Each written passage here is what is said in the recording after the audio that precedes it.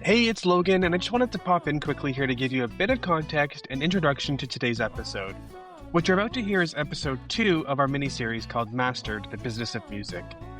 This series is all about breaking down the music industry and giving artists the tools they actually need to build their careers with insights from some of the best in the business.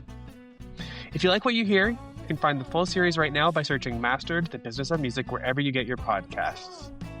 All right, let's get into it. Here's Jenna's conversation with Mike Denney. Welcome to Mastered. This is your short and sweet series about the ins and outs of the music industry from some of the pros here in Canada. Today on Mastered, I was chatting with Mike Denney. Mike is currently celebrating some exciting nominations. I believe we counted 6 for the MDM team for the 2025 CCMAs. And that's just the beginning. The team has done so well over the years, have had some great success with artists. But what Mike and I wanted to get down to today was talking about the independent artist journey and how that feeds into the label experience. We did get sidetracked a few times talking through the business and the music side. Nonetheless, a great conversation that hopefully helps you to learn a little bit more about how to prepare yourself for the label side. Welcome to the Mastered podcast, Mike Denney. It's really nice to have you here. Hopefully we can have a great chat today and teach some artists a thing or two about what it's like, 1, working for a label, but 2, preparing yourself to be a label artist potentially. But thanks for joining me. Oh, thanks for having me. Why don't you start with a little bit of an intro about yourself? Have you always been interested in the music business? Just how you got to where you are today. Yeah, so I've been in the music business for about 35 years. It's been kind of full circle for me. I started when vinyl was going out and CDs were coming in, and I am fortunate enough to still be doing it where vinyl is coming back in again. It's becoming popular. My area has always been in the area of sales and marketing. I worked for the major labels. I was fortunate enough to work at Sony Music during the heyday of Celine Dion and Amanda Marshall and the Philosopher Kings and all of the great domestic signings that were happening there in the early 90s. From there, I went to Universal Music Canada for 4.5 years, again in a sales role doing, of all things, classical jazz and strategic marketing, which was the big shiny tunes packages and all the rest of that stuff. But I was at Universal when Diana Krall was at her peak in the jazz world. From there, I left and went to a company called Fusion 3 Distribution out of Montreal, Just in Time Records, which was a Canadian jazz label. And that's kind of where I started to learn my chops a little bit about what MDM might become, although when I incorporated MDM, when I had left Fusion 3, everything MDM has turned out to be is everything I didn't want it to be, and that being a recording label. We just kind of fell into it a little bit, but we're here 17.5 years later. So what did you initially intend for MDM to be? Just a carryover. It was the height of the recession in 2008 when I incorporated it. And I was working with a bunch of different country artists at Fusion 3, and I really liked the genre of music. Aaron Pritchett was the signing that we had years and years and years ago that got me introduced to the Canadian country music scene, and I've been fortunate to work every genre of music out there imaginable during my time at the major labels, and I just really enjoyed going out on the road and going to festivals and stuff like that with Aaron and his management team, Mitch Merritt and Carmen Choney, who are now 2 key principals for me within my world at MDM Recordings. So that's kind of where we started. Isn't that crazy how all of these things come so full circle eventually into this, like, maybe you didn't necessarily want to be a recording label, but alas, look at what you've been able to build. That's really interesting. That's really cool. Yeah. I was going to ask you how you got into country, but yeah, I was just waiting for my next corporate gig to come along, and I'm still waiting for it.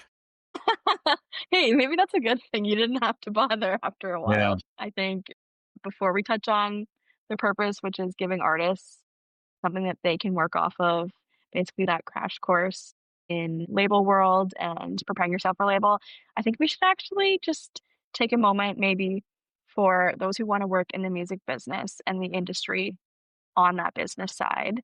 Do you have any advice for those people who are wanting to work at labels, wanting to get really great core experience? Like, where do you think those people should start? Yeah, so what I did back in the day, I started as a DJ for parties and weddings, and I really liked music. Although I don't have the abilities to play, I've tried a few times. It just never worked out for me.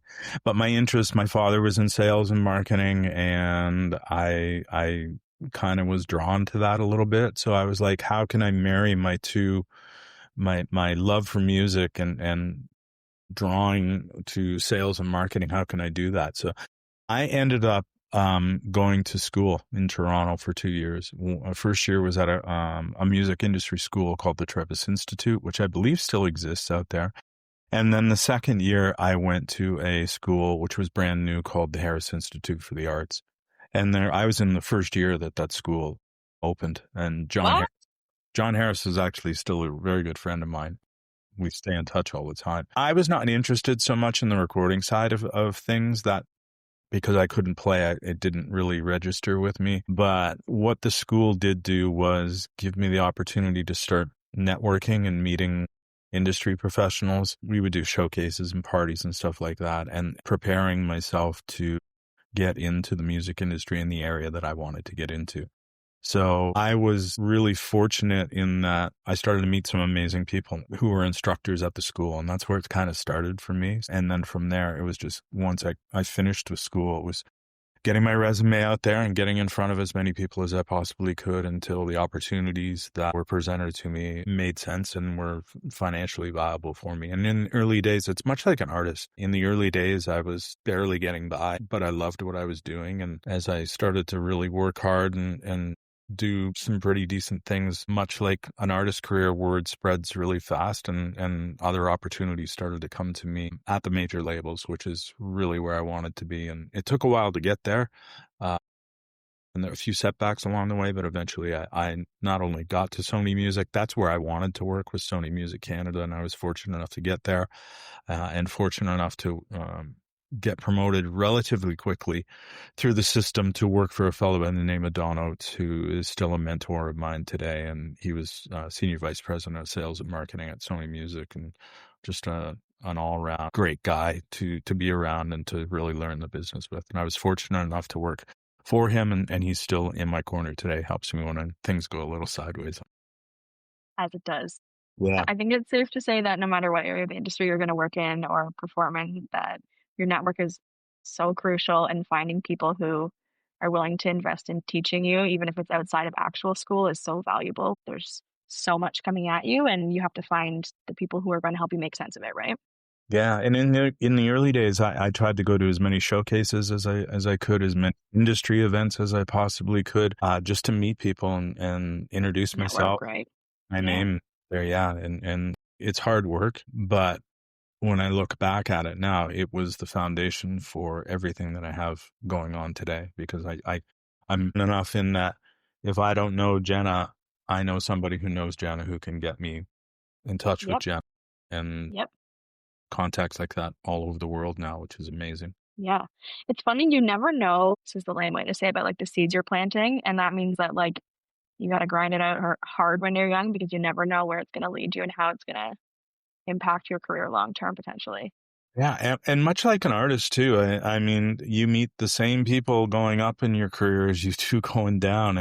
If you're, I don't know if I could swear on this, but if you're a dick, if you're a dick on the way up, you're not going to get a whole hell of a lot of support when you really need it on the way down. So your reputation, your work ethic, everything that you bring to the table when you're on the rise up is crucial for when you need it, when you're on the right, because you will have pitfalls. You will find yourself in areas where you're unemployed and you're looking for the next gig, and if your reputation is in line and in track, you will get phone calls, you will get opportunities that will come to you. Yeah, 100%. It's funny because some of these things, it feels like, oh, is that unique? And then it's like, no matter what industry you work in, you can't be a dick. People are going to hate you. They're not Yeah, going to have your back, you know? exactly. Okay. Whole purpose of Mastered is giving artists tidbits, and I'm calling them crash courses on some of these key areas of the industry. Let's be real, most artists want to be signed to a label. And if they don't, it's because they want to work really hard and do everything themselves for their entire careers. And you know, for lots of people that works out, but I think primarily artists want to be part of labels. And there's lots of folks who think they're just going to get it And it takes a long time to be prepared to be ready to put yourself in front of a label. So why don't we start with that foundation? What do you think that strong foundation is for independent artists to be building as they start to work on their careers and grow? I think if I look at our current roster right now, all four of them are going to do it regardless if they're signed to a label or not. And that makes a big difference. I found Jess on Facebook when she was 19 years old. And she was a YouTube artist at that point and dabbling in her own music. And she had put out a couple of videos that had both had over 500,000 views. And once I met her and started conversations with her about, the direction that she was going and where she wanted to go, it was quite evident to me that she was going to do it regardless. And if it stayed in the YouTube vein and it went that way, it was going to go that way. Fortunately, she took a chance on me years and years and years ago, and we're still working together today. And she's evolved into one of the smartest artist business people that I've ever worked with. Not only as an artist, she understands her fans and all of that, the image, the branding, and all the rest of that stuff. But I could put her in any boardroom in the world and she would be able to hold a conversation about her. So that's part of it too, is you don't need to know the business inside out, but you better have a pretty strong identity, strategy, and plan about where you're going and what you're doing. You need to want more than what I do. The minute you don't, where I'm working harder than you do, or a label is working harder than you, or the artist manager is working, it's never going to work. It's never going to work. We can bring you short-term opportunities, but if you're not given 150% every single day, it just doesn't work. I look at Josh Dump was out there doing his own thing, and he's brand new, and we're first single, and everything is brand new, and it's like kid in a candy store right now, which is so refreshing and great. But he's a hard worker, and he works at his talent, and he works at his craft. Savannah Jade, same thing, exceptionally hardworking, talented, just a hardworking gal, and it'll happen. Each one of those artists is going to have a different route to where we get to, but that's okay. And then, the Red Hill Valleys, they've been doing it for years, long before I signed them. And what we tried to bring to the table was just elevate everything for them. And again, it's a little bit of a different route for them than what it is for Savannah Jade versus what it is for Josh versus what it is for Jess. But the thing they have in common is work ethic on the back. What do you think when you look at like the landscape of independent artists? And I can only imagine your inbox and the pitches that come in. But when you're looking at the landscape of indie artists right now across Canada, what do you think something that, I don't want to say that they're not doing well or not doing right, but what's something they're discounting that they're not working on, or something that feels like a large maybe group of them aren't doing that they should be? Well, it's an interesting question, because there's not everyone is going to make it. And I hate to say that, but that's the reality of this business. Even in artists that we have signed over the years that I believed in wholeheartedly, for some reason, some of them just didn't make it. And, was it songs? Was it lack of talent? Was it something? Who knows? So, I mean, as far as working on it, if you're out there and you're playing live and you're writing and co-writing and networking, and you're doing vocal lessons, and you're doing all of the things that you need to do to become the best at your craft, one of two things is going to happen. One, you're either going to get completely burnt out, frustrated because things aren't happening fast enough and you'll give up, or things are going to start happening and it'll get to a point where it's a full-time job, even though you may not be generating the type of revenue that you need, but it's all that you can focus on. And then at that point, hopefully people like me or other people in the industry are going to start to take notice, whether that's your local radio station, other people that you're working with that are on your team, whether it's social media people or radio trackers or PR people.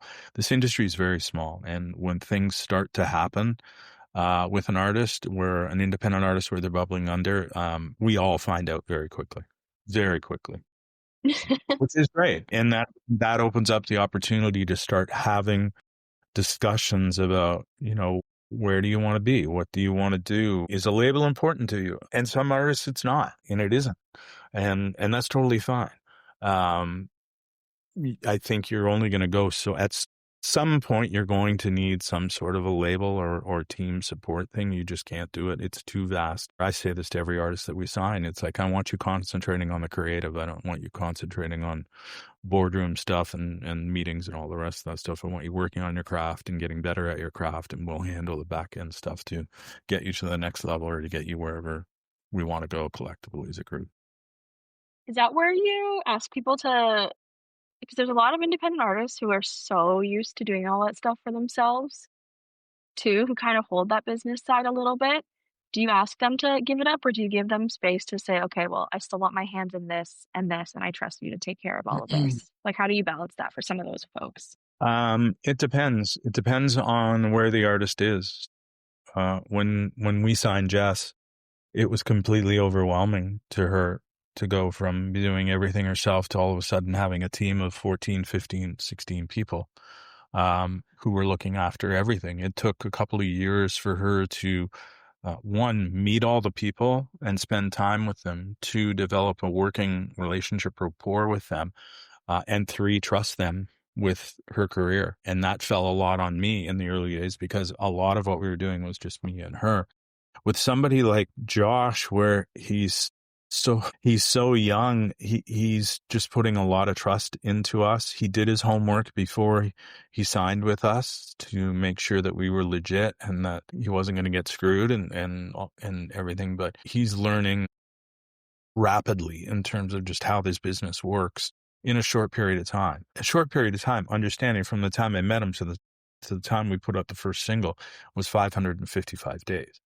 We took our time with him for two reasons. One, he didn't have a passport, so we couldn't take him to Nashville to go right, and we had to wait for that. And then two, it was like, you can only be new once. So what you've done as an independent artist that got our attention is amazing. But now when we really push the button on go, everything in your back end has to be ready to go. So that was getting 4 songs done and recorded. That was creating his brand guide. That was shooting the first music video. That was getting the first photo shoot done. That was heading out on a 3-week radio tour coast to coast with myself to get him introduced and get him into the boardrooms and the radio stations and streamers and all the rest of that stuff, to get everything ready to go for when we pushed go. And that was an eye-opener for him. For me, it's just second nature. I've been doing that for the entire 17 and a half years I've been running the label. I go on every radio tour for the first one for every new signing because it's a priority to me, and I want to make sure that the industry folks that we're talking to and dealing with understand that I want it to be a priority for them as well too. But you need to be ready for that. Yeah. Yeah. And you also are probably teaching the newer artists so much on the go too that what you said, it's second nature, but so new to them, and they're kind of thinking about these things as you're approaching these conversations and introducing them to folks that they're like, I need to take note of that for later. So it's nice that you kind of go in there early too to give them that. For Josh, he had never been really outside the province of Saskatchewan. So, in 3 weeks, he went coast to coast. And every day it was like, oh my God, like, this is incredible. This is great. And I'm like, this is hard work. Wait until you really get going. But fortunately, he had that thing that we heard immediately as far as a song that was sent to us. And by us, I mean, it was me and Jess in a car in Red Deer, Alberta, when we first listened to him. And we just knew. We knew it was going to work. And here we are. Yeah. Was he ready to go? No. Was he doing his own thing as far as writing and recording and starting his own music festival and playing the local circuit and doing, he was doing all that stuff. That's some of the right things for artists who have to do as well when they don't have that team, right? Is to start to build it and figure it out yourself a little bit, right? Because he had some of that, as much as it was very local, probably. You have to make some mistakes too along the way to learn. Hopefully they're not super expensive financial mistakes, but yeah, you got to work through that. You've got to find your sound, find your image, find your brand, find what is it that drives you to want to keep doing this. Because once the first single is over and it's all fun and games and all, then the hard lifting starts. Like for us, we're top 15 with Josh right now. I think we have a really good shot at going top 10 in the next couple of weeks, but the heavy lifting really starts on the second song, because now it's like we don't have artist development radio programs to rely on. We have to push you through that pile. And we went through this with Savannah Jade. We did really well on the first single, and the second song didn't do as well because we were up against immense traffic in the marketplace. And that can be hard on an ego, on any artist's ego. And we try to prepare them as best we can for that we're in this for the long run. And it's going to take more than one song to get you going, unless you get really, really lucky like we did it with Tyler Joe Miller, where it just, everything fell into place when we released his early material. Sure. Yeah. Wh- I've started yapping on the internet a little bit, and one video I made on TikTok was about songwriting and songwriters and artists who have like just not written enough songs for any of the shit they're putting out to be good. What do you like? You were talking about like Josh and his first single having those development programs and having music that's good. What do you think about some of these artists who are going to radio with their independent music early, as opposed to getting songs in the right place? Because people like jump to radio and they want to like get in there, right? Well, I think one of the biggest blessings and one of the biggest curses that's happened to the Canadian country music scene and other genres of music is Sirius XM. So I think a lot of the reasons why these young independent artists are jumping is because Sirius XM's mandate is to support independent up-and-coming Canadian country artists. We're talking about Channel 171 here. If you get on there and you get 300, 400, 500 spins over the life of that cycle, the revenue that you generate allows you to stay in the game. Doesn't allow you to get any better if your song's not there, but it does allow you to stay in the game. This is why I think a lot of independent artists are rushing to get songs out there when they're not really at the level that they need to be at. It's not there, but they get caught up in the faux success of money being generated from their songs because of the support of Sirius XM. Now, I'm not slagging Sirius XM. It's an amazing thing and an amazing revenue stream. It's not real. Like when I see artists, I have pet peeves when I see independent artists post about Yangaroo and they're number 10 on the Yangaroo DMDS download list. Well, that's not a real list. That is the radio stations doing their job of downloading your song so that they can get it into the music meeting. I love them to death, and I'm not sure that breaks careers. And I know that they're trying to make some adjustments as well, too, in terms of how they're programming that station, bringing in some live DJs and doing some other things, which is amazing. And I think that needs to happen as opposed to what it was, which was just a 24-hour jukebox a couple of years ago. You know, our motto within our camp is best song wins. And if you can't write it and we can go find it and it's better than anything that we got in the toolbox, then we're gonna go record that song. How do you think artists should be building a fan base? Because, that question comes from me personally, because a few years ago, I was learning about the industry or the label world, and one of those core things is that seem to make artists attracted to labels is, do you have your local fan base? Do you have the people who are going to buy the ticket, no matter who else does in another town?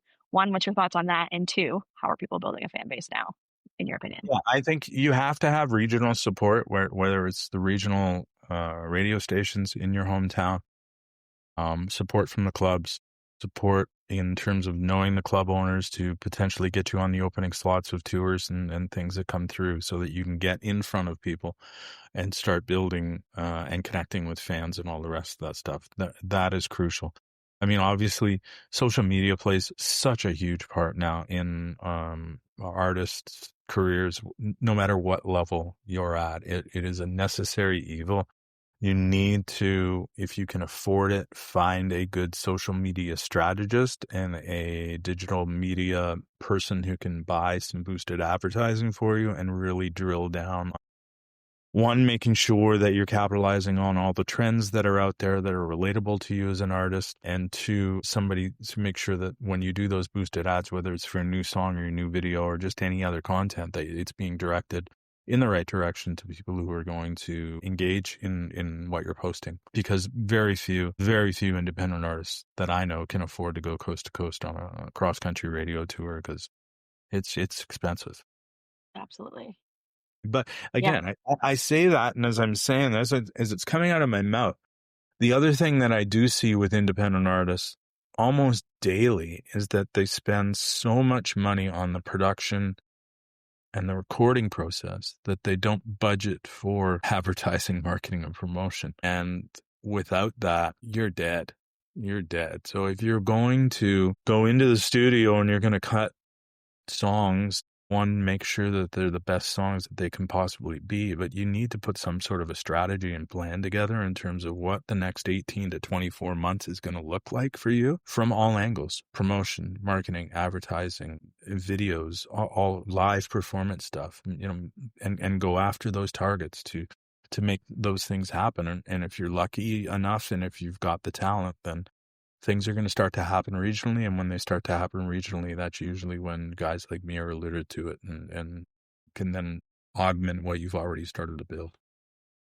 We've had the independent versus major label conversation on TikTok, but what do you think independent labels are looking for? Well, we're all looking for this. We're all looking for the same thing. I'm looking for artists that I can find, sign, and develop to have careers. And I think the major labels that's what they're trying to do as well, too. They just want to throw more money at it first and foremost than I can. And they want the return on the investment way quicker, which is probably how we ended up in this podcast. And the comment that I made after the post that you made, if that's what you want to do is be signed to a major label, like there's nothing wrong with that if you're in a position and you've got the talent to be able to do it. But understand that if somebody decides, radio stations, streaming editorial teams decide that they don't want to support your song, and you're probably going to get dropped a lot faster on a major label than what you will on a smaller independent company like mine. When we sign new acts, I've had the same conversation for 17 and a half years. Like, this is going to take 3 to 5 years to get us from where we are today to where you're either breaking even or in a position where you're making enough money to have a career. So are you in a position to be able to hang on that long? Because it's not easy. Like, you've got to carry a job, and have flexibility in your job to be able to drop everything and go when you get a phone call saying somebody just canceled as the opener. We need you to be here in 24 hours. Can you do it? I guess if you're going to sign a deal, whether it's a management deal or a recording deal, don't do it just for the sake of being able to brag to your friends. Do your homework. Make sure that the company that you're signing with is vested in who you are as an artist and on the same page as you as an artist and where you want to go. And that takes time. You need to have those meetings and those conversations, because if you make mistakes in the early days and you do choose the wrong person in the wrong camp, that could harm you for the rest of your career, because you're stuck in some bad deal that just never ends. So always find a good entertainment lawyer when you're getting into those situations. And even though you may not understand all of it, a good entertainment lawyer will be able to decipher a lot of that stuff as well, too. But just don't jump into it just for the sake of saying, I got a deal, because that's the kiss of death. That makes sense. It's interesting because working in the Ontario music community, I don't know if you think this comes to mind for you at all. There's actually lots of that conversation constantly. And, I think when your community is so tight, like the Ontario music community is and can be, there's a lot of noise that comes in, and people start to think like, I need to be looking for this because everybody else is, as opposed to, am I ready for that right now? Is this something I should be investing in? What if I care about going on a small tour by myself and building up my live show? And what if I want to be doing that right now and I'm not ready for a label? What if I want to record some music by myself? I mean, and it's an interesting dichotomy, because, when I see stuff that comes across my social media feed, and I'm like, why didn't we get that? Like, why did we not get that opening slot? And then my brain goes to, Mike, it would have cost $15,000 to get that slot or more. We're not ready for that slot. Let's keep building. And I say this to our guys, is like, let's keep building the radio picture. Let's keep building the streaming picture so that we can get you to a position where you're generating revenue and income, and you don't have to play that lousy 12 o'clock p.m. slot at a festival on Thursday when the gates open at 11:45 and nobody cares. And nobody cares. And a lot of the opening slots that are happening on tours across this country, they don't care. They don't care. Like, I saw an interesting post, and I thought that this was, this person as a country music fan was either completely out of touch or this is the reality of the Canadian country music scene. But they announced all of the first wave of performers for Kelowna for the thing. And Yep. one of the comments was, I don't know any of these people. This is arguably the top tier artists of the Canadian country music scene, and somebody posted that as a Canadian. I think I saw that too, actually. I was flabbergasted. I'm like, there's no way you can't not know any of these artists. Now, maybe she's obviously not invested in it the same way that I am or the same way that you are.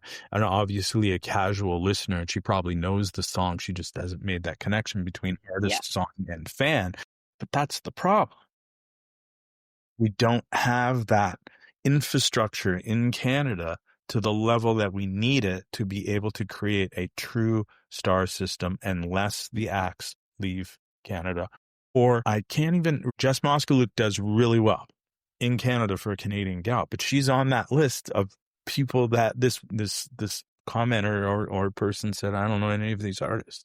That was fascinating to me. It is interesting. What do you think is missing? I mean, we don't have that ability to make stars, or it's so infrequent and people do have to leave the country.